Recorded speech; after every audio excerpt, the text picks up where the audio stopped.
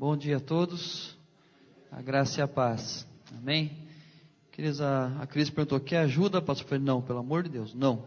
A última que ajudou foi a Neire e pregou metade do meu sermão aqui, então fique tranquilinha. Brincadeira, gente.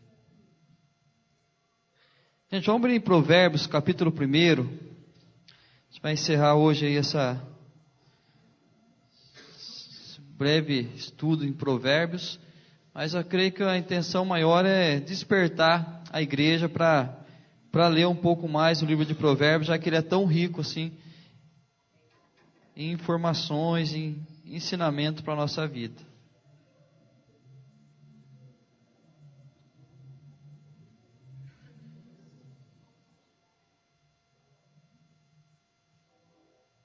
Está devagar aqui.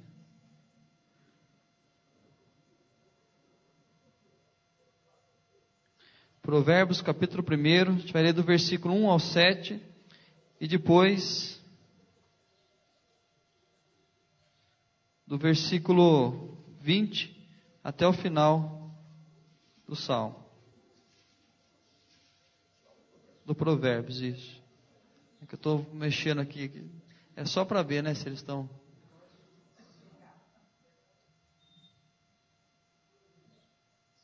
Vamos lá. Provérbios de Salomão, filho de Davi, o rei de Israel.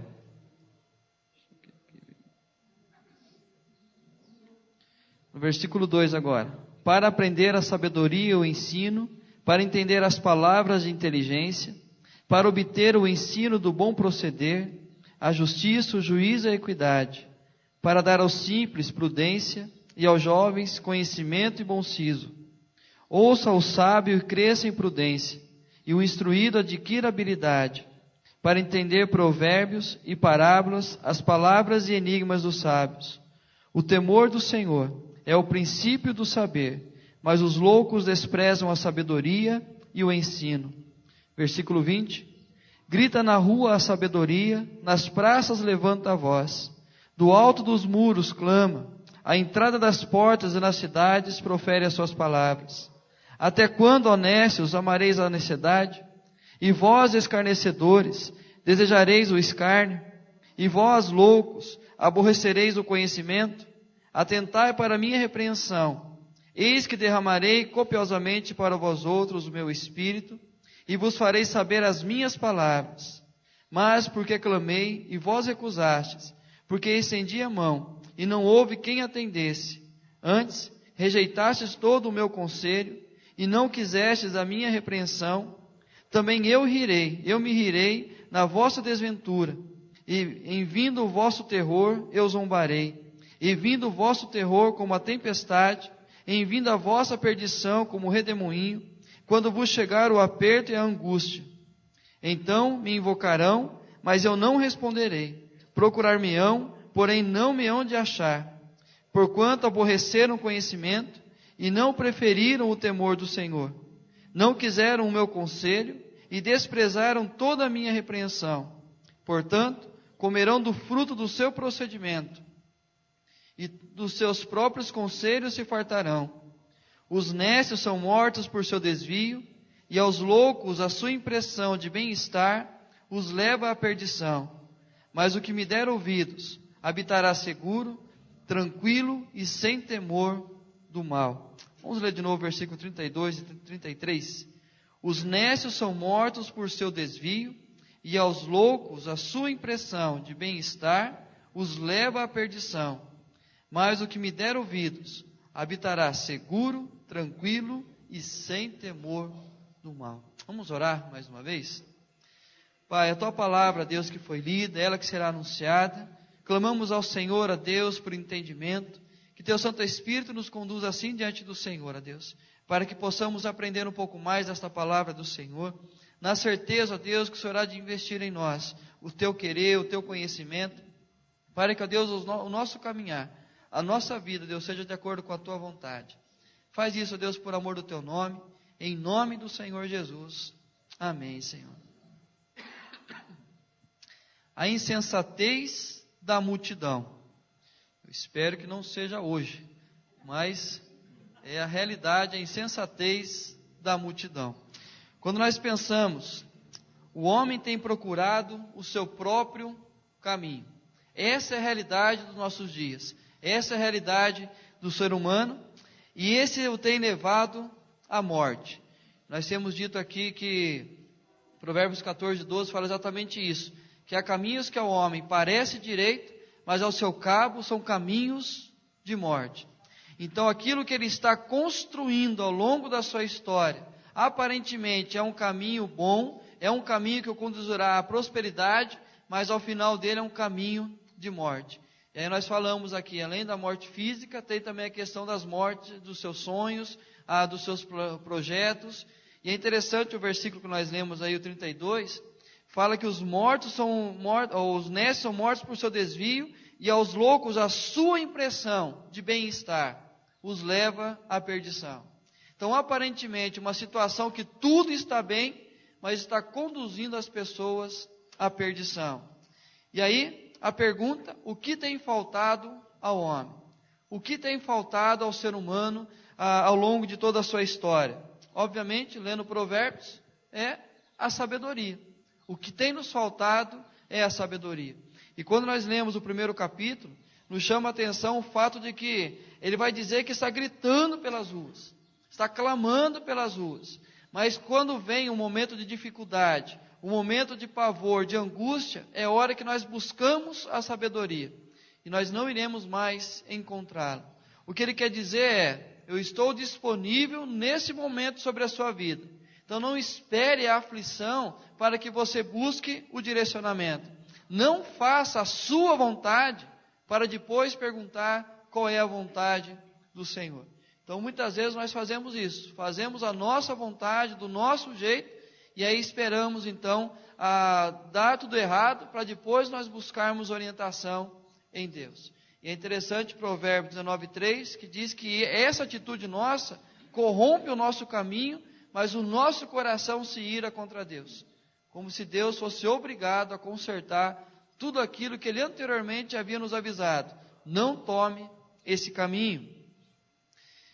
Compreendendo um pouco a sabedoria, algumas áreas que a sabedoria age na nossa vida. Primeiro, no comportamento sábio, conceito de prosperidade, sabedoria traz o sucesso.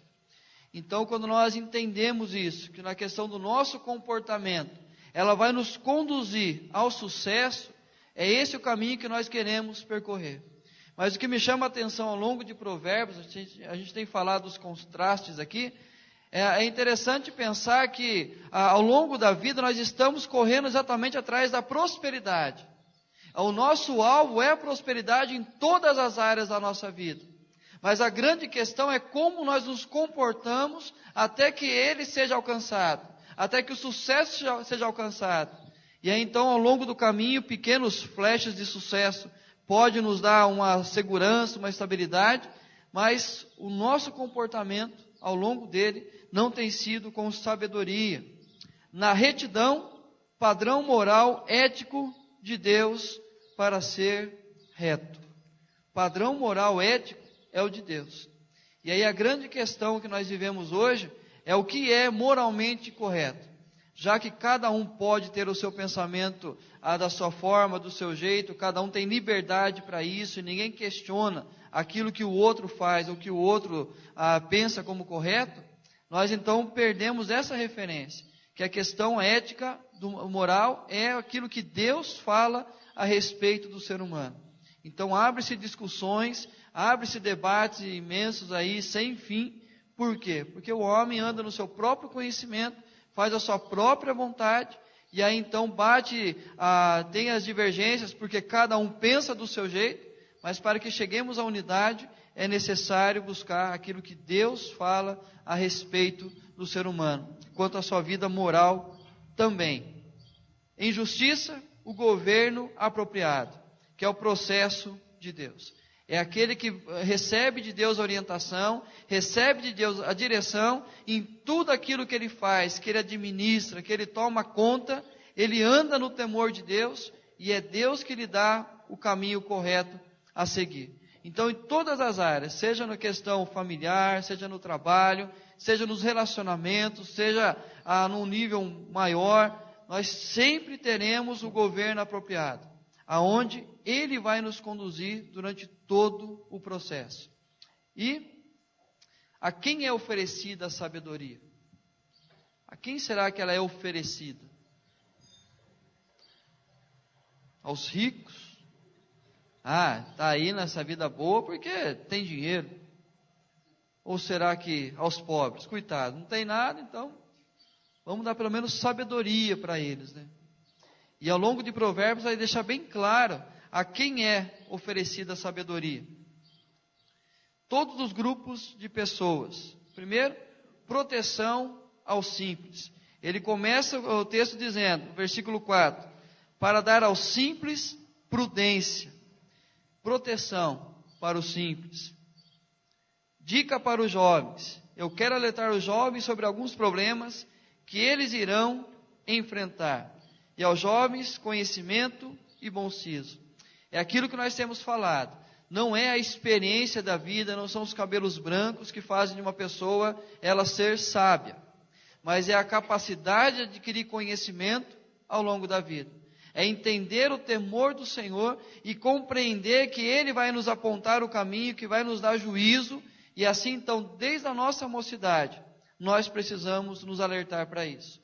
Então, quando nós normalmente falamos, é jovem ainda, tem direito de errar, é jovem ainda, está escolhendo, está aí no segundo coração dele. Queridos, a gente vai colher o fruto. É o que o próprio escritor vai dizer em Eclesiastes. Que de tudo que nós plantamos, Deus pedirá contas. Não é o fato que Deus vai castigar as nossas escolhas, vai nos castigar por consequência das nossas escolhas, mas as nossas escolhas nos trarão consequências. Então, ao longo da vida, a consequência, nós vimos aqui no texto, vamos gritar, clamar pela sabedoria, ela vai nos faltar, ela vai rir da nossa situação. Por quê? Porque nós fomos alertados. E aí, treinamento de liderança para os maduros. Eu quero que aqueles já sábios transformar-se em mais sábios e transformem em líderes, explorando as profundidades do significado nessas porções da verdade. Ou seja, aquele que já é sábio, aquele que já é um líder, ele precisa entender que ele precisa conhecer muito mais, buscar um maior conhecimento, um maior temor de Deus. Por quê? Porque se ele começar a confiar em si mesmo, ele corre o grande risco de deixar de confiar em Deus. E é esse o perigo de todo ser humano. Quanto mais nós fazemos uma coisa, parece que mais nós dominamos como devemos fazê-la. E mais risco nós corremos a partir disso. Um exemplo bem prático, dirigir um automóvel. Quando nós tiramos a carta, nós tínhamos um certo receio de dirigir, tínhamos um medo. Nós dávamos seta em todas as esquinas, em toda mudança de faixa, porque também é obrigatório dar seta na mudança de faixa, viu? Não é só achar que ouviu no retrovisor o outro. Mas nós andávamos respeitando as placas. Mas passou-se o tempo, começamos a dominar um pouco mais o volante, dominamos um pouco mais o controle do carro, achamos que podemos correr um pouquinho mais, podemos brincar um pouquinho mais com a nossa direção, e aí nós corremos um grande risco de bater, e aí acabar com a nossa vida. Eu sempre falo que a pessoa, não, mas eu dirijo bem. Ayrton Senna era tricampeão mundial. Mas foi um problema no carro. O seu carro também pode dar problema. E aí então a gente percebe que em pequenos detalhes da vida nos sentimos que nós dominamos aquela situação, nós não mais oramos por aquilo que nós iremos fazer. Vamos trabalhar, não oramos mais por aquilo que iremos realizar ao longo do dia. Vamos ter uma conversa com a família, já não oramos antes para que possamos resolver alguns problemas. Então tudo nós temos um jeito. Já estou tão preparado para isso que eu não preciso mais buscar orientação em Deus. E aí que é o grande erro nosso. Nós em todas as áreas precisamos cada dia buscar esse temor de Deus. Todos nós necessitamos de sabedoria. Todos necessitamos. Nós não vamos ter o privilégio de andar, de caminhar, de alcançar a prosperidade na nossa vida sem a sabedoria. Todo ser humano precisa dela. Por quê? Porque nós somos seres aprendizes. Nós sempre estamos aprendendo alguma coisa. Ontem, conversando com uma pessoa, falando sobre crianças, as crianças do nosso tempo parece que nascem com um chip a mais, né? Já nascem um cérebro formatado para o século XXI, já almejando aí o século XXII, aonde ela consegue resolver todas as coisas, dá um celular na mão dela, dá um tablet na mão dela, você vai ficar surpreso quando você olhar e falar assim, como que ela conseguiu fazer isso? Onde que achou? Nem eu sabia que isso tinha. E aí então nós pensamos, nós entendemos que na verdade elas nascem nesse contexto. Então nós ainda, nossa geração ainda é surpresa quando a gente está na estrada, toca o nosso celular. Como assim? Tem nada, não tem nenhum fiozinho ligado, tocou o celular. Mas eles não, já nascem nesse contexto. E aí eles já vão se adaptando a essa realidade. Então nós somos aprendizes. Então sempre nós estamos aprendendo alguma coisa. Não tem como falar, não, mas eu já sei todas as coisas. E aquele que diz que sabe todas as coisas, deixa de aprender muitas outras. Discernir entre a boa e a má influência. Ele vai falar nossos primeiros mestres. Siga a boa influência dos pais. E ao longo de todo o provérbio ele vai dizer, escute seu pai e sua mãe, e que você aprenda com eles, você vai ficar em bom lugar, que você vai ganhar muitas honras. Ouça o que o seu pai está dizendo. Nós já temos falado aqui os 2 domingos anteriores, que tudo aquilo que nós falamos aos nossos filhos hoje, nós ouvimos lá no passado. E o que nós deveríamos falar aos nossos filhos, aos nossos netos, já nos foi dito lá no passado. No aniversário da Rebeca chegou a professora dela. A professora dela chegou lá umas 2 horas da tarde, e na hora que eu vi, uma pessoa brincou, ô pastor, está chorando? E aí de ver a professora dela vindo no aniversário dela. Aí eu falei assim, é que ainda tenho na minha mente o que significava uma professora no meu começo de escola. Eu ainda sei o que significa a professora na vida de alguém. Um senhor na frente de casa ali, o seu Itamar, eu sempre falo assim, viu, o senhor, ele, que senhor, o quê? Me chama de você. Aí esse dia a Rebeca estava do lado, aí eu falei, viu, o senhor não vai, que senhor, o quê? Eu falei assim, eu chamava o senhor de você na frente da minha filha? Mas nunca.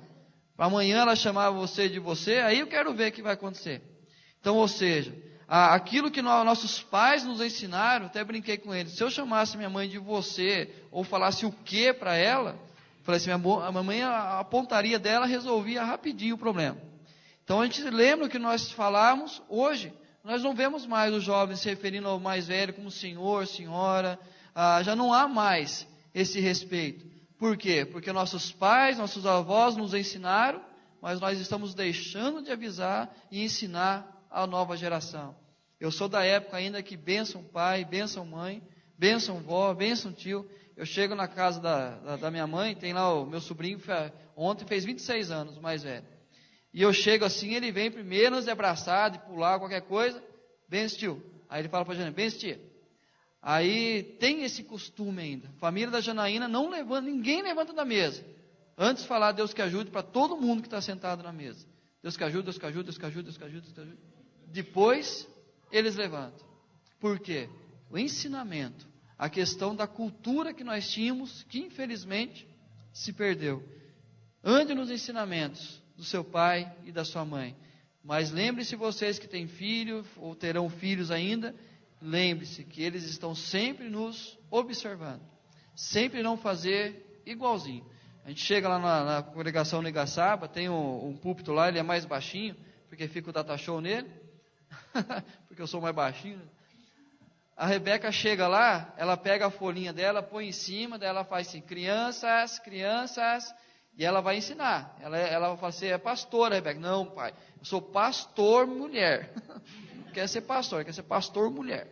E aí ela começa a falar. Por quê? Porque ela vê fazendo na frente. Então, tudo que a gente está fazendo, as crianças estão observando a nossa vida.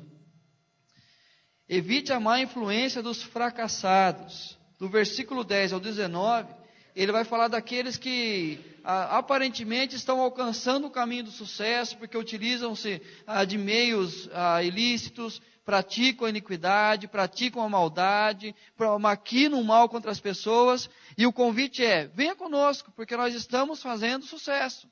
Venha conosco, porque o caminho que nós estamos seguindo vai nos garantir um futuro melhor. E aí então nós percebemos que a influência que nós temos dos nossos pais podem ser corrompidas por aquilo que nós ouvimos de outras pessoas. Pelas convivências que nós temos, pelas conversas que nós temos, por aquilo que nós assistimos. Segunda-feira eu fui visitar a bisavó da Rebeca, e aí ela tem assim, tem a sala, e ela é apaixonada por novela. E, sim, literalmente apaixonada por novela. Só que como o pessoal fica todo na sala, ela montou um quartinho para no fundo, que lá está a televisão. Aí eu fui, aproximei, fui lá dar um abraço nela, sentei um pouquinho com ela, assisti uma cena. Uma cena. A cena era tranquila, bem familiar, contexto bem família, a mãe conversando com seu filho. Aí a conversa era, filho, eu conversei com ela. O problema é que ela diz que ama realmente o seu pai. E ela não quer ficar com você, filho. Resumindo a história, o pai separou da mãe, tem uma namorada jovem. E o filho é apaixonado por aquela namorada jovem. E a ex-mulher procura o marido, a namorada do marido, para convencê-la a ficar com seu filho. Falei, gente do céu, como que tem gente que perde tempo com essas coisas? Influência dos fracassados. Falei, vó, olha o que a senhora está assistindo, vó. Eu não aprendo com essas coisas. Falei, a senhora aceita essas coisas. Esse que é o grande mal. Queridos, é isso que aí está sendo despejado dos nossos lares. É isso que está sendo jorrado o tempo todo na vida da nossa família, dos nossos filhos. E aí nós olhamos aí a questão da sociedade, é reflexo de tudo isso. Por quê? Porque nós olhamos e achamos normal. Agora, só para você ver como não é normal, pensa na sua situação vivendo essa realidade. Você separando do seu esposo, o seu esposo arrumando uma namorada jovem, e você chega para o seu filho e orienta ele a namorar a menina que namora com o seu ex-marido. Aí dói, não dói? Aí parece que é mais dolorido. Mas é o que está ensinando. Ou seja, evita a má influência dos fracassados. Não deixe que isso entre na sua casa. O que oferecem os homens maus? A aceitação do grupo e da identidade. Se você andar por esse caminho, você vai ser aceito no nosso grupo. Ganho de promessa de material.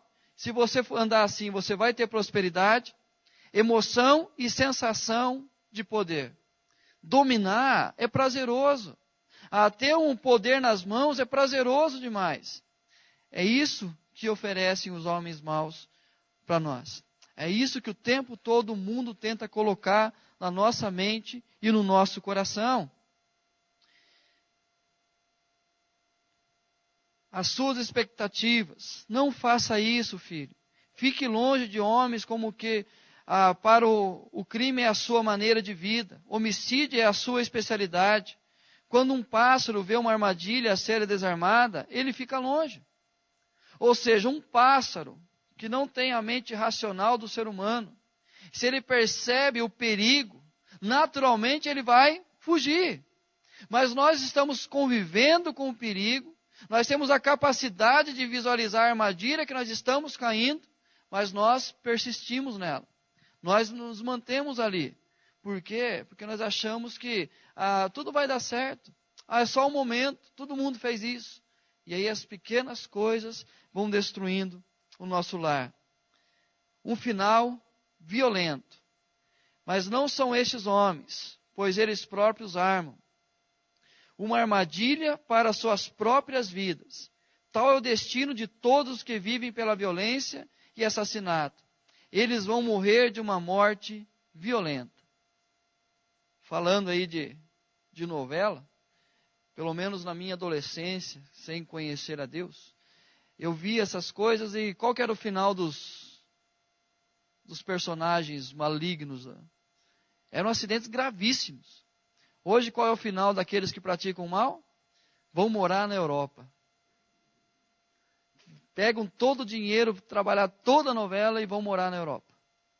Por quê? Porque é o que o mundo quer nos ensinar. Olha, você vai ter um bom futuro. Nada vai prender nada. Fica tranquilo, não vai acontecer nada.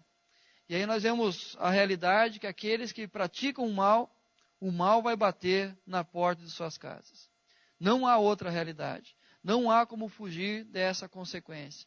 Hoje nós estamos por cima, mas amanhã o mal vem sobre a nossa casa. Essa é a realidade, infelizmente, de um final violento. Definições em relação à violência. Inclinação natural para a violência. Violência é atrativo. A violência é um modo de vida. Semana passada nós vimos que não dormem se não fizerem alguém tropeçar. Pessoas que têm a mente má, pessoas que não andam no temor de Deus, elas não conseguem dormir se elas não fizerem alguém tropeçar. Elas ficam maquinando o mal o tempo todo. E aí nós conhecemos pessoas assim. E longe de nós sermos pessoas assim. Queridos, a vida nos mostra isso. É interessante quando a gente tem um estudo como esse, a gente vem fazendo 2 exercícios de mente. Ou nós pensamos em alguém, ou nós lembramos que alguém está vivendo essa realidade, está colhendo os frutos das suas escolhas, ou, infelizmente, nós trazemos à memória a maneira que nós estamos vivendo. Então não tem como fugir disso, é algo prático, tanto à nossa vista, o tempo todo, que nós olhamos, observamos, nós entendemos o que está acontecendo com a vida de alguém que está vivendo essa realidade, e muitas vezes nós estamos inseridos nessa realidade. Insensatez de rejeitar a sabedoria. Queridos, esse é o grande mal. Olha o versículo 20, que vai dizer: grita na rua a sabedoria, nas praças levanta a voz, no alto dos muros clama, à entrada das portas nas cidades profere as suas palavras. Até quando, honestos, amareis a necessidade?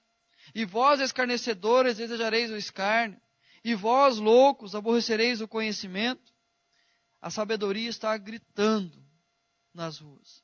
A sabedoria está clamando para que a gente ouça o que ela tem a dizer, para que possamos viver de forma diferente.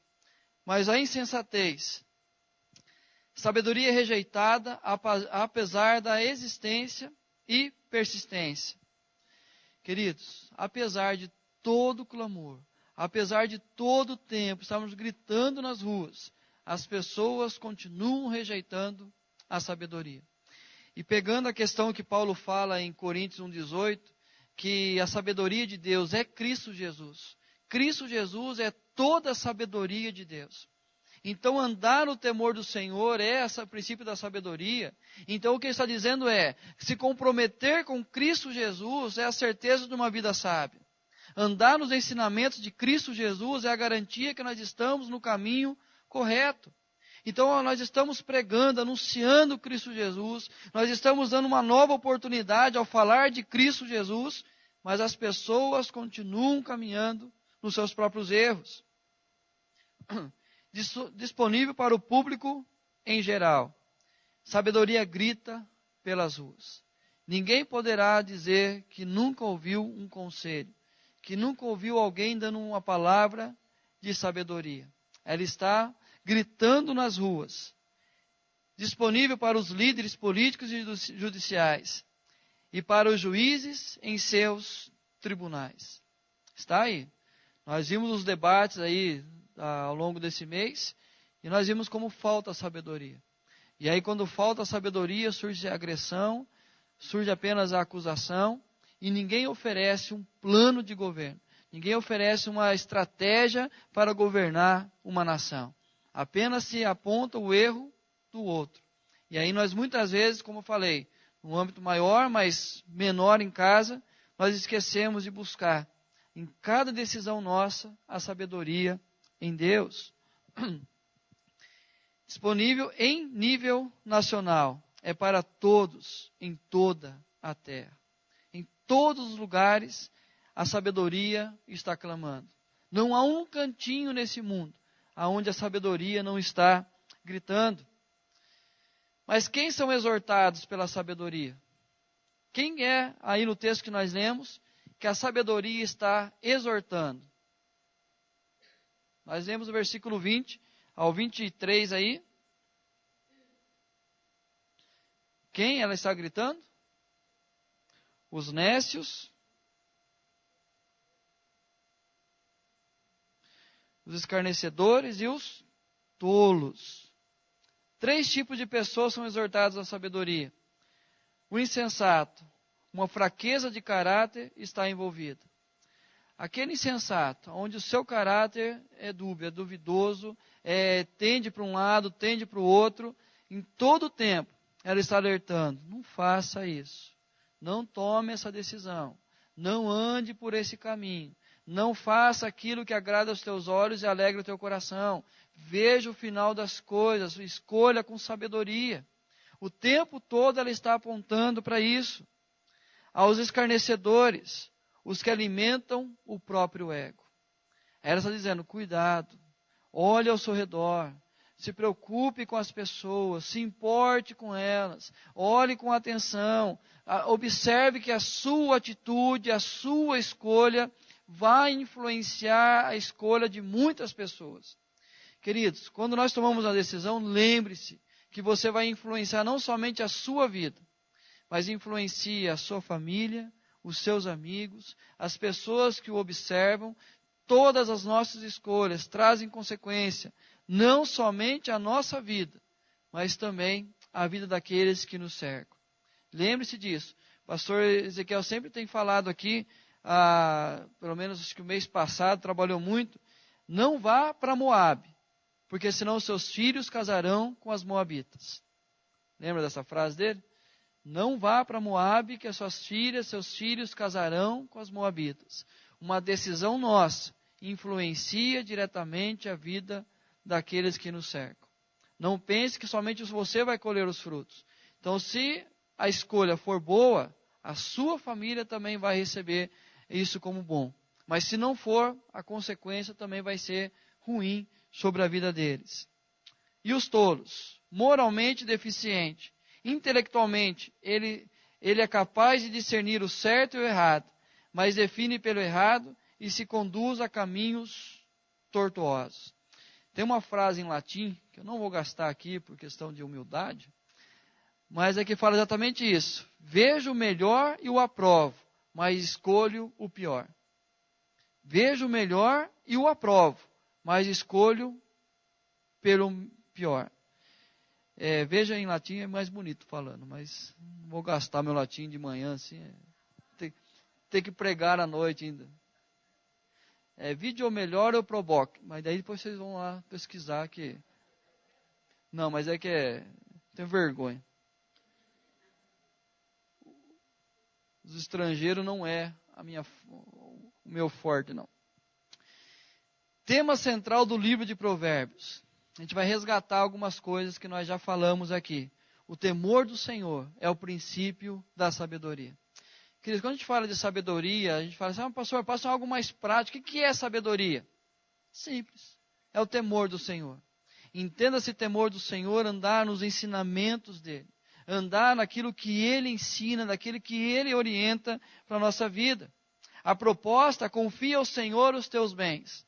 Entenda que os teus bens são daquilo que você possui, inclusive a sua vida, a sua família, as questões financeiras. A promessa: os teus desígnios serão estabelecidos. E o que aprendemos? Que nós somos feitos sonhadores. Todos nós sonhamos, todos nós almejamos coisas maiores. Podemos nos enganar, a aparência das coisas ou as intenções do nosso coração. Nós podemos sim ser enganados. Deus oferece sabedoria a todos. E quem prospera?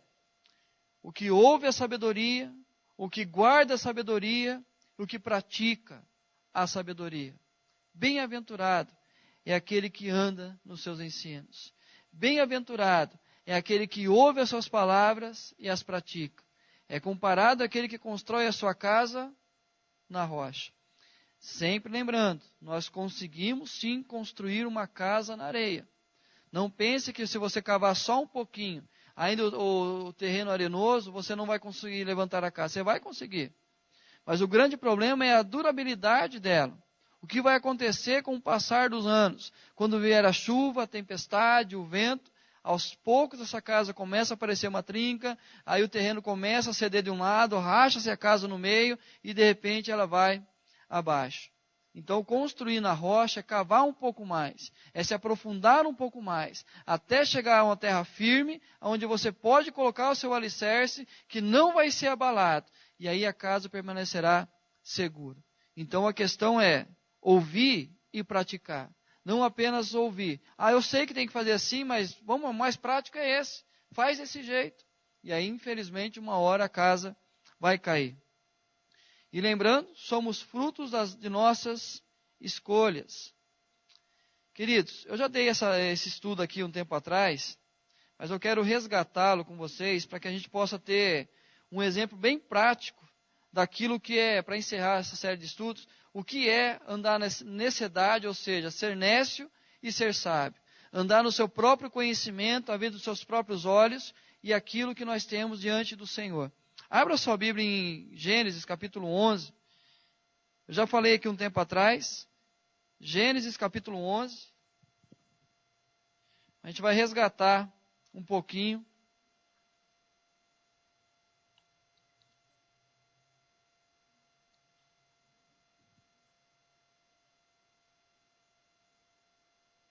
A famosa história da Torre de Babel e depois o chamado de Abraão.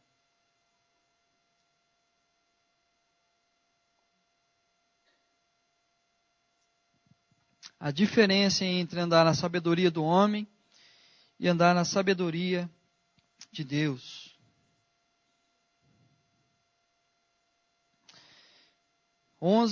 Versículo 1. Ora, em toda a terra havia apenas uma linguagem, uma só maneira de falar.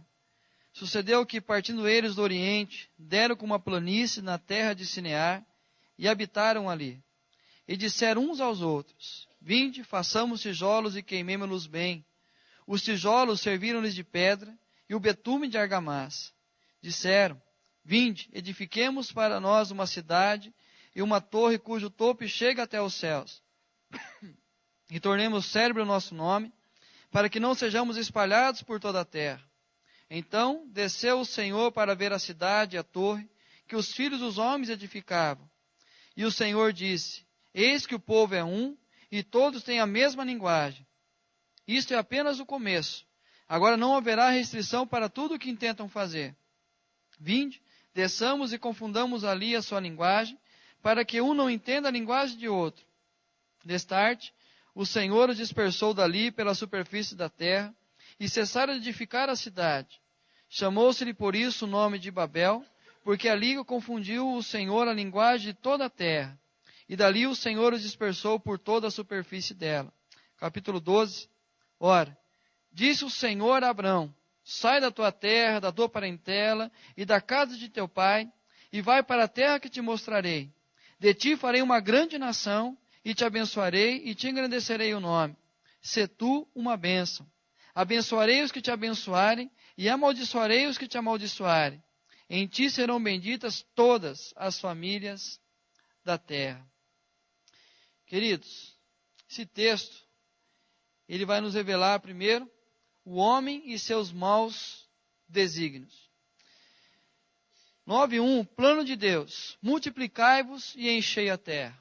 O plano de Deus era esse, para o homem: multiplicai-vos e enchei a terra. Ou seja, espalhem por essa terra, encham cada cantinho desse mundo que eu criei. Qual que é o plano do homem? Ajuntar-se e apoderar-se. Então essa é a realidade. Aí então o plano de Deus: espalhar e encher toda a terra. O plano do homem: vamos ficar morando aqui, vamos construir uma grande torre para que nós não sejamos espalhados por toda a terra. Nimrod, a gente lê o capítulo 9, fala do poderoso na terra, Babel, princípio do seu reino, e o texto diz: poderoso caçador diante do Senhor. Então esse era Nimrod, onde começa todo o povo, aonde constrói a torre de Babel. Característica do discurso de homens maus: descreve com excitação e euforia. Projetos são sempre grandiosos e o governo é próprio. Então, homens maus declaram dessa maneira. E quando você ouve os seus planos, eles não falam com desânimo. Eles não falam demonstrando uma certa fraqueza. Eles falam com excitação e euforia. Ou seja, eles querem convencer a todos que aquilo que eles estão planejando, que eles estão arquitetando, é o melhor para nós. Então basta a gente olhar como exemplo algumas propagandas de televisão. Vai, você precisa disso. Como que você vive sem isso? Passa com uma empolgação tão grande que você pega o telefone e liga. E na hora você pede. Por quê? Porque ele falou com tanta convicção que nos convenceu que aquilo era o melhor para a nossa vida.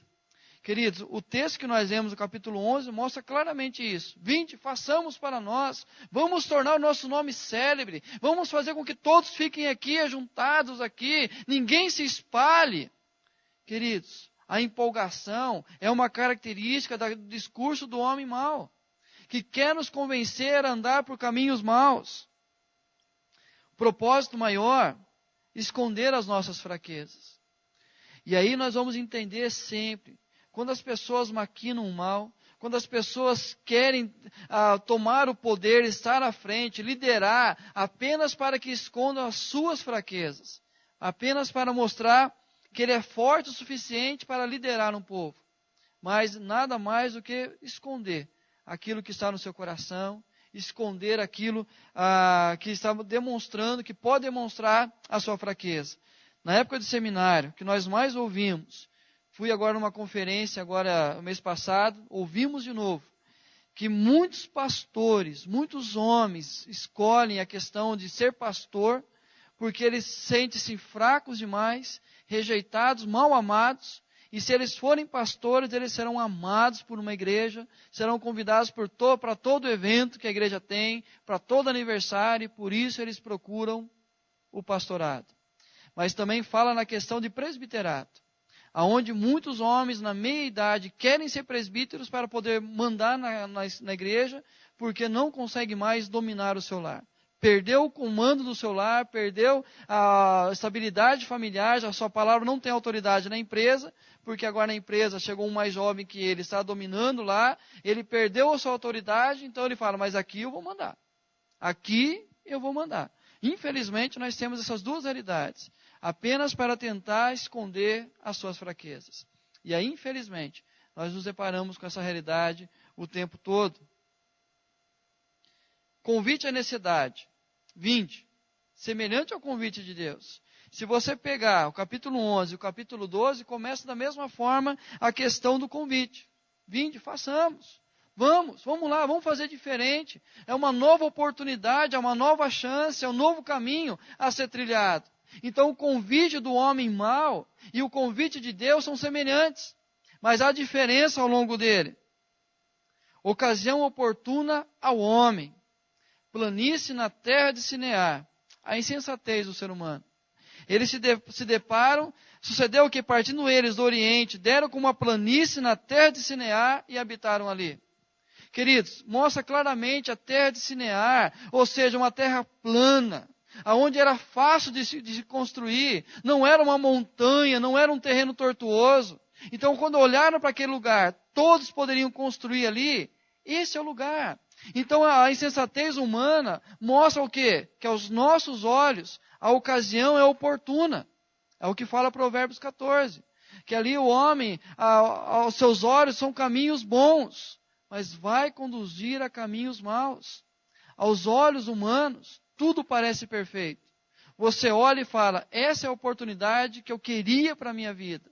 Mas queridos, é apenas a insensatez do ser humano apontando o caminho. Desejo humano do poder. Vinde, façamos. Essa é a nossa grande ilusão. De alcançar o poder. De achar que nós iremos dominar, que nós teremos o controle da nossa vida, da vida daqueles que amamos e também da imagem que as pessoas terão ao nosso respeito. Boa parte do nosso tempo nós queremos dominar a visão que as pessoas têm a nosso respeito. E aí nós tentamos maquinar o mal, tentamos maquiar a nossa realidade, tentando apenas agradar o que as pessoas têm que pensar a nosso respeito. E o desejo humano de grandeza. Vinde, edifiquemos. a pretensão humana de ser grande. Todos nós queremos a grandeza. Essa é a realidade. Não tem como fugir. Então achar que, eu gosto das coisas simples. E às vezes eu achar que gosto das coisas simples apenas para mostrar que é melhor do que os outros. Quantas vezes nós estamos conversando com alguém, a pessoa dá uma opinião dela, você fala assim, não, eu não penso assim, apenas para aparentar que você não é ganancioso. Queridos, o pecado está em nós. Essa é a realidade. Então, quando nós ouvimos um convite como esse, nós somos tentados. Nós somos levados a abraçar, por quê? Porque nós queremos a grandeza. Porque se nós estivéssemos também inseridos nesse contexto, nós estaríamos ali os primeiros a pegar o betume, pegar a argamassa ali, pegar o tijolinho, fazer, para ver aquela grandiosidade sendo construída. É assim na nossa vida. Quantas vezes nós somos convidados a essa realidade? Desejo humano do sucesso. Tornemos célebre o nosso nome. Arrogância humana. É aquilo que nós temos falado aqui esses 3 domingos. Essa realidade está todo o tempo diante de nós. Vinde, façamos, vinde, edifiquemos e tornemos célebre o nosso nome. Quem está casado aqui vai lembrar do comecinho do casamento, no namoro, quando nós projetávamos coisas maravilhosas. Nós sentávamos, porque queremos ter 6 filhos, queremos ter 3 cachorros, 5 gatos, 2 passarinhos. Tem até uma música aí nesse dia, eu gosto de escutar a rádio, escutando assim, você, né? Pode pecar comigo, vai. Você, 2 filhos e um cachorro. Falei, gente, tem gente que ganha dinheiro tão fácil, né? Faz umas músicas dessas, né?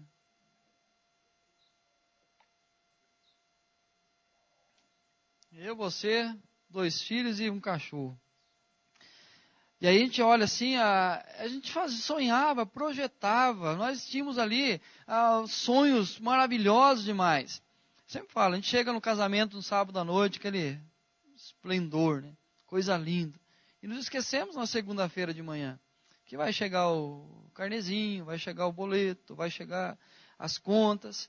E aí nós começamos a deparar com a realidade. E a gente percebe que os sonhos não eram tão reais assim. A gente olha aquele filme que a Rebeca assistiu 27 vezes, em 6 línguas diferentes, ela já sabe falar todas as línguas. Aquele filme Up. Já assistiram? Eu falei em inglês agora, tá certo, Mateus? É Up. Ou seja, qual que é o sonho deles? Tem lá uma casinha, que é o grande centro de estudos, para poder viajar e poder conhecer lá a cordilheira lá.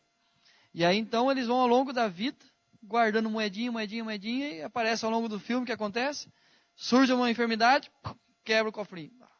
Aí nasce um filho, quebra o cofrinho de novo. Aí não consegue ir realizar o sonho da sua esposa. E aí ele tem uma grande ideia, que você pode ter também, teve um padre que teve. Fazer os balões, colocar na sua casa e o balão vai levar você certinho para esse lugar. Então, pode fazer, é confiável, tranquilo. Pode ter uma criança pendurada lá de fora que não vai cair.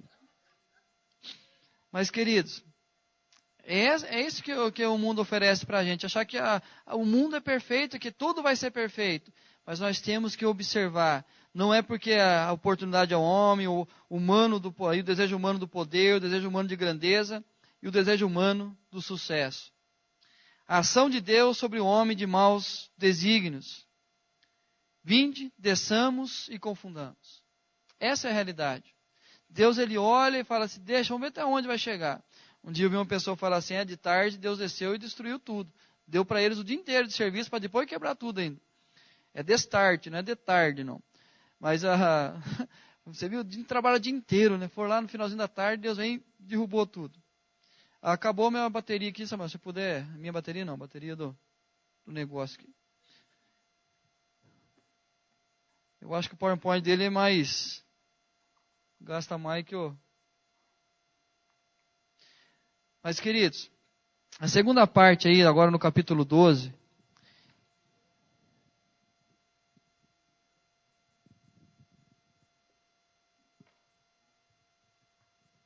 Não aprendo, né, Zé? Já aconteceu comigo lá no Igaçaba, domingo retrasado, não aprendi ainda.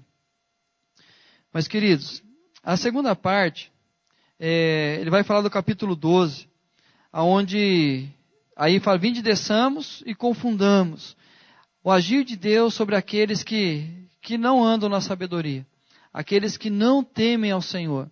Então o projeto começa a caminhar, mas tem um mover de Deus, ele vem e confunde a todos. Agir paternal, ele vem de uma forma cuidadosa. A gente olha talvez como uma punição de Deus, mas é para que se voltasse aos planos de Deus. Mas para que se voltasse aos planos de Deus, houve um sofrimento maior. Eu sempre quando leio esse texto, eu fico imaginando assim, que Deus, talvez Ele não tenha feito assim. A família Almeida, por favor, senta aqui. Família fulano de tal, sente aqui. Quem tem parentesco, vem aqui. E a língua de vocês, agora vocês vão falar a mesma língua da família, e vocês vão da mesma família. Não, Ele derramou ali das línguas. E ali então misturou tudo aquilo ali, ninguém mais entendia nada. Então o plano inicial de Deus é, encha a terra, se espalhem por ela. Mas o plano dos homens era permanecer ali. E quando Deus confunde a língua, não é para punir aquele povo, mas é para que se voltasse aos planos iniciais, para que se espalhassem por toda a terra. Nós poderíamos entrar aqui, mas não é o estudo em si, mas quando acontece o derramar das línguas lá em Atos, é exatamente a restauração do projeto inicial de Deus. Cada um falava na sua própria língua materna e o outro compreendia na sua língua materna. Ou seja, tinha lá um americano falava e ali tinha um brasileiro que entendia perfeitamente o que era dito, mas na sua própria língua.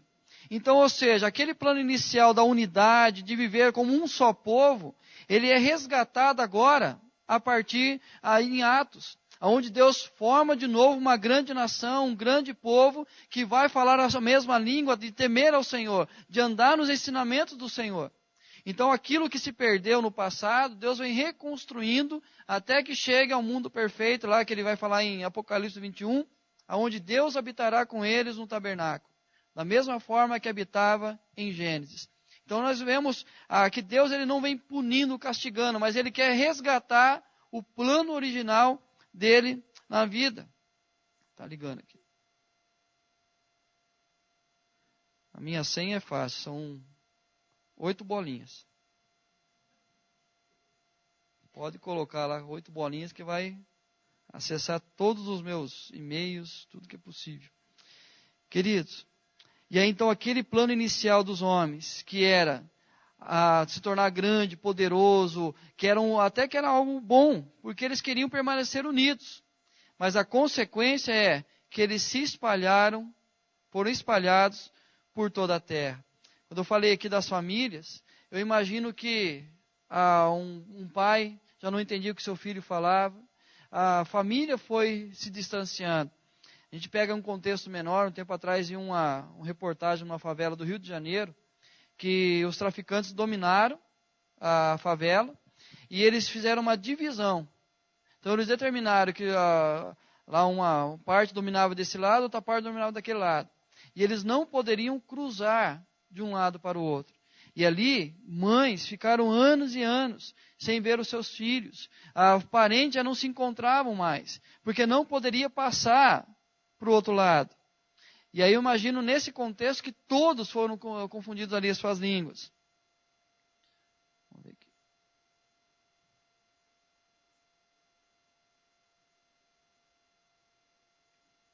Ixi, não vai passar aqui não. Aí. A consequência deles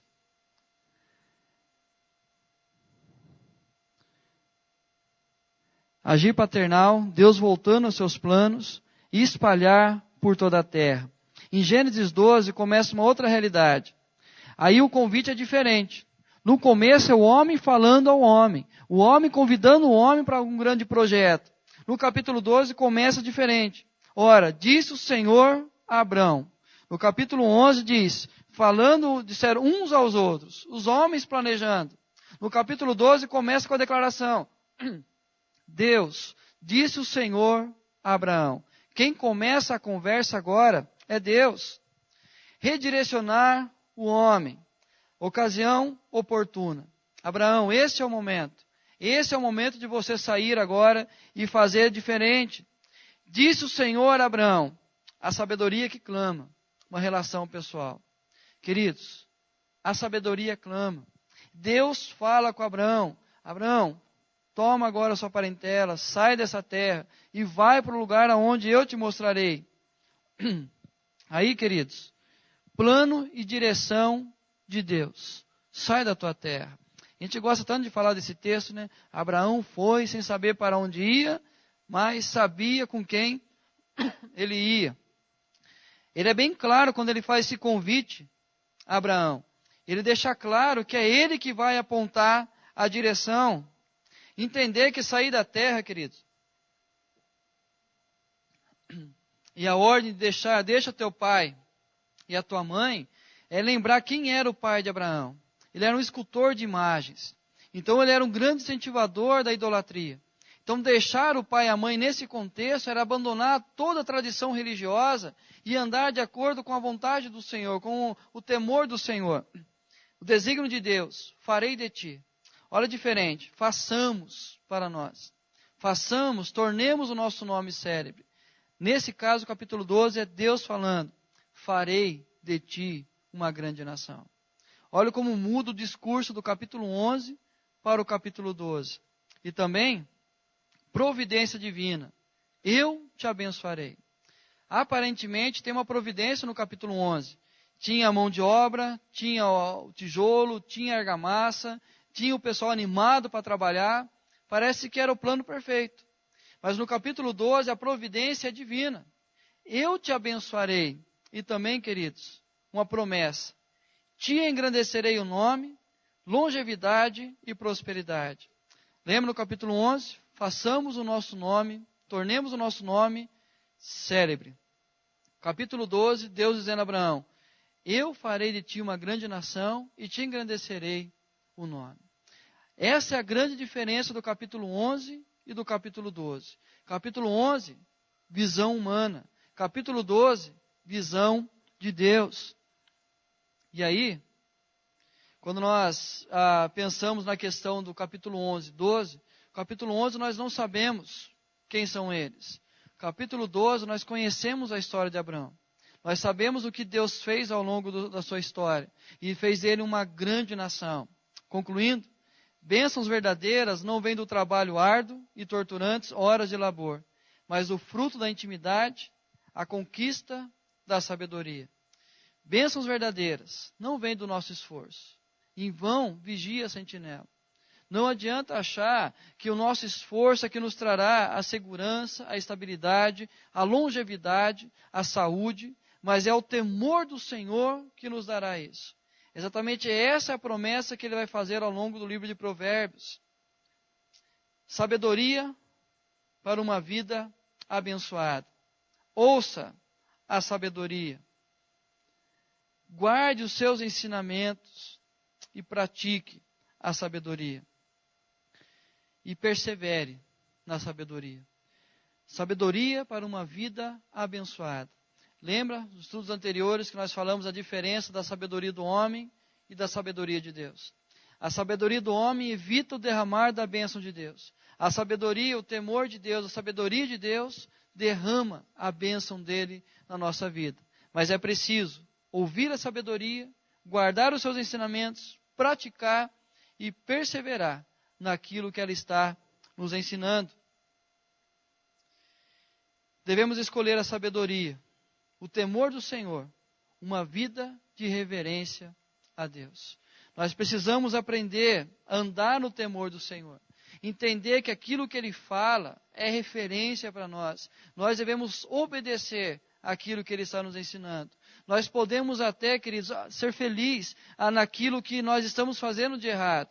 Quando Judas pega as moedas, negocia a venda de Jesus, o texto fala, houve alegria entre eles. Por quê? Porque chegaram a um acordo, chegaram a uma decisão. Aparentemente, aí Judas tomou uma boa decisão, mas houve alegria. E, queridos, não pense que não há alegria nos caminhos maus. Se você for aí, os jovens que aqui estão, for para uma balada, você vai ver todo mundo sorrindo, alegre, feliz, festejando. Mas há caminhos que ao homem parece direito, mas a seu cabo são caminhos de mal, até na alegria chora o coração. E o final da alegria é tristeza. Provérbios 14, 12 e 13. Então, aparentemente, é a felicidade, mas a tristeza no coração. A prática da sabedoria, colocar em prática o conhecimento. Faça isso. Aquilo que você ouve de Deus, aquilo que você lê na sua palavra, coloque em prática. Você vai ver os frutos que você vai colher. E também as escolhas certas. Estar no centro da vontade de Deus. Essa é a escolha certa. Não há melhor lugar para se estar do que no centro da vontade de Deus. Queridos, o propósito desse texto, de estudar esses 3 domingos Provérbios, é despertar o interesse nosso por Provérbios. Eu preguei uma vez aqui em Provérbios, uma pessoa disse assim: pastor, nunca tinha ouvido uma mensagem em Provérbios e como ela traz uma realidade para a nossa vida. Faça isso, leia um capítulo por dia, marque uns 3. Volto. Então, se a gente lê pelo menos um capítulo por dia, marca uns 3 versículos e sai meditando nele, sai pensando nele. Se você quer ver a profundidade do ensino, você que tem uma rede social, pega um versículo de Provérbios, sem falar que é de Provérbios, e coloca. Você vai ver quantos comentários você vai receber, quantas curtidas você vai receber, porque as pessoas vão ficar admiradas com aquele texto. E eu vejo pessoas compartilhando Dalai Lama, tantas coisas aí, Chico Xavier, e até crente mesmo acha bonita a frase e compartilha. E às vezes nem sabe, quando eu vejo alguém colocando essas frases que alguém disse no século XVI, XVII, XVIII, XIX, XX, eu pego um versículo bíblico e coloco embaixo. Jesus disse isso antes. Jesus já falou isso. Então as pessoas pegam os seus ensinos, trocam-se as palavras e colocam, e nós achamos o máximo. E aí eu cresci ouvindo, na minha época eu fui para a igreja e tinha 21 anos. Então até então era apaixonado por Legião Urbana. Mas quando eu vi assim, mesmo que eu falasse a língua dos homens e dos anjos, ainda que eu falei, gente, esse homem é um poeta. Até o dia que eu li a Bíblia. Esse homem está plagiando apenas. E a gente olha assim, acha que os homens são sábios. Leia, queridos, o que a palavra de Deus nos diz. E você vai entender a profundidade daquilo que Deus tem a nos ensinar. E você vai, quem tem o privilégio de vir de uma tradição cristã, e os avós são um homem e mulher sábio demais diante de Deus, e quando eles falam, você ouve, puxa, quanta sabedoria. Anda com aquele que conhece a Deus. Ouça o que ele tem a dizer. E leia a palavra de Deus. Desperte isso no seu coração. Não se limite apenas ao domingo, apenas ouvir. Eu falei aqui dessa conferência que nós fomos. Foi nos trazido uma pesquisa nos Estados Unidos. Não foi feita no Brasil ainda. Mas mostra um pouco da realidade nossa. Que 60% a 70% dos pastores americanos só têm contato com a Bíblia quando vai preparar uma mensagem. Então, assim, só lê a Bíblia quando tem que preparar uma mensagem. E aí isso me apavorou por 2 razões. Primeiro, que também é uma realidade brasileira. Segundo, que, como o pastor Ezequiel sempre fala, que nós recebemos salário para ler a Bíblia, para preparar a mensagem bíblica. Então, eu tenho o prazer de poder ler a palavra de Deus. Então, se os pastores que têm o privilégio de trabalhar lendo a palavra de Deus, chega a ler 70% não lê para si a palavra, me apavora quando eu fizer uma pesquisa entre os membros da igreja. Melhor expressão, não dá para colocar. Mas é a questão, como que nós estamos nos entendendo, ou estamos nos aprofundando naquilo que a palavra de Deus diz. E aí nós somos um povo, queridos, que a sociedade clama pela nossa manifestação. E aí quando nós entramos num embate político, como no momento agora, nós não questionamos o que a palavra de Deus diz. Nós não citamos o que a palavra do Senhor diz. Começamos apenas conceitos filosóficos, usamos de psicologia, mas não usamos a palavra de Deus. E ela resume qualquer discussão. A palavra de Deus falou isso, acabou-se a discussão. Mas nós não usamos, nós começamos a usar preceitos, usar argumentos, talvez que a gente ouviu E achei interessante que o pastor Ricardo Agreste falou para a gente, que o que tem hoje são um monte de papagaios de Deus. O que ele quer dizer com isso? Nós ouvimos alguém dizer e nós falamos. Nós lemos um livro e usamos o livro para trazer a mensagem. Mas apenas ouvimos e falamos. Não há um contato direto com Deus. O que Deus fala, eu falo. Apenas repito o que os outros estão dizendo. Então, que nós possamos andar na sabedoria, que é o temor de Deus. E lembrar que a sabedoria de Deus é Cristo Jesus. Ele é a sabedoria de Deus. Ande com Cristo, ande no temor de Cristo e a certeza que nós seremos prósperos em todas as áreas da nossa vida. Se tem prosperidade apenas na questão finanças, mas a família não está bem, volte para o temor de Deus. Se a família vai bem, mas a questão financeira está complicada, volte no temor de Deus. Se a questão familiar está bem, se a questão da finança está bem, mas a fé, a espiritualidade não está bem, volte no temor de Deus. Queridos, todas as áreas serão prósperas. Não há como você andar deficiente numa área. Todas elas, Deus promete a prosperidade. Amém? Alguém quer comentar alguma coisa? Como eu sempre digo, falei, não ficou dúvida. Então.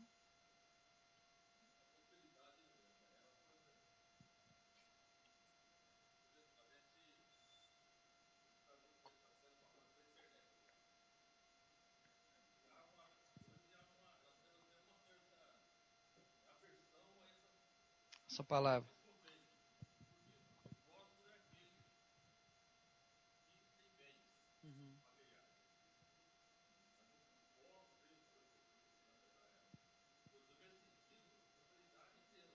Uhum.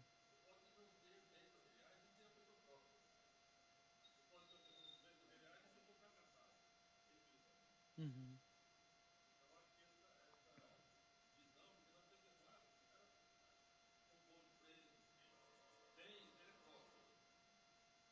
E,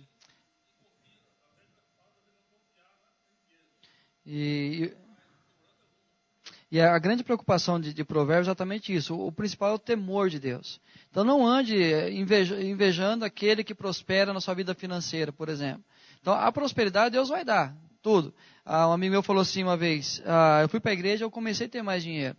Porque eu parei de gastar naquilo que não era necessário. Então, ou seja, Deus lhe deu sabedoria. Então, assim, uma pessoa que fuma um maço de cigarro por dia, faz o cálculo ao longo de um ano, por exemplo. A gente pensa assim, então a prosperidade que Deus promete em todas as áreas da vida. O shalom, que a Bíblia fala, que é a paz, a tradução mais literal dela seria integridade, o todo, o completo. Então, para que a gente tenha paz, todas as áreas da nossa vida devem estar íntegras, completas, inteiras. Então, assim eu alcanço paz. Então, a prosperidade que é anunciada no mundo, infelizmente, basta ver a realidade das pessoas que acreditam nisso. Não, mundo afora, eu digo, são a igreja pregando mesmo. O mundo em si até não prega prosperidade.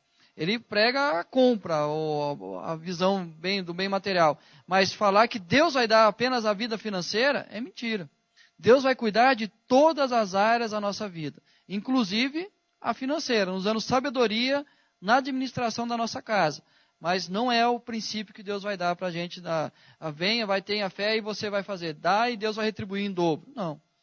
Tanto que a gente leu aqui semana passada, Provérbios, que fala assim, que a gente vai, entrega as primícias dos seus bens, e Deus vai encher os seus celeiros.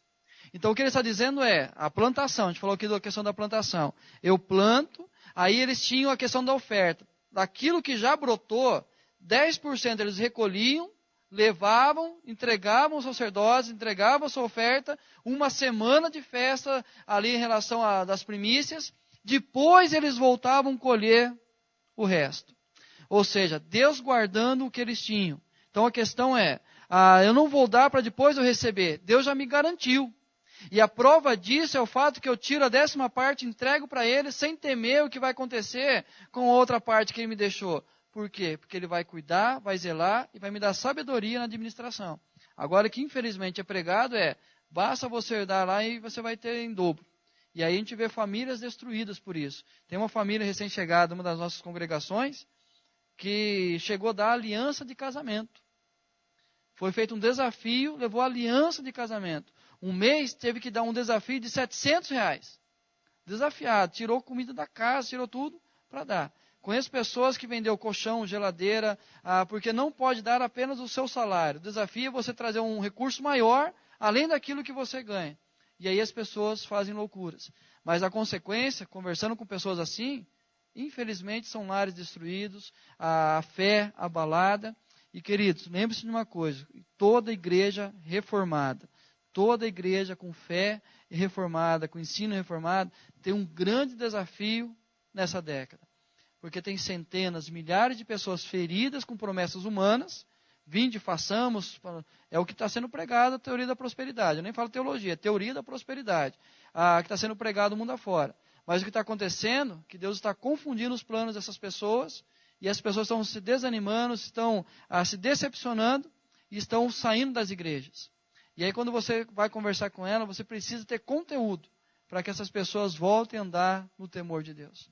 E as igrejas reformadas, essas pessoas chegarão às igrejas reformadas. Então, vai por um tempo, alimenta-se por um tempo, mas chega um tempo já não consegue mais ter o alimento.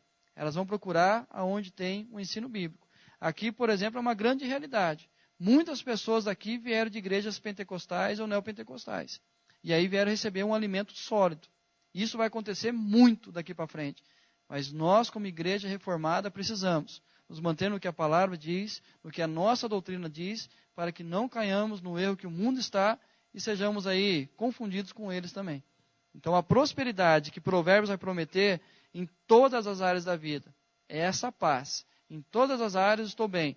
Posso não ter um caviar para comer no almoço apenas, o que vier, né, como diz o povo, mas eu estarei tranquilo, estarei em paz. É o que vai dizer, melhor é o pão ganho dignamente do que o banquete de forma ilícita. Então não vai trazer paz.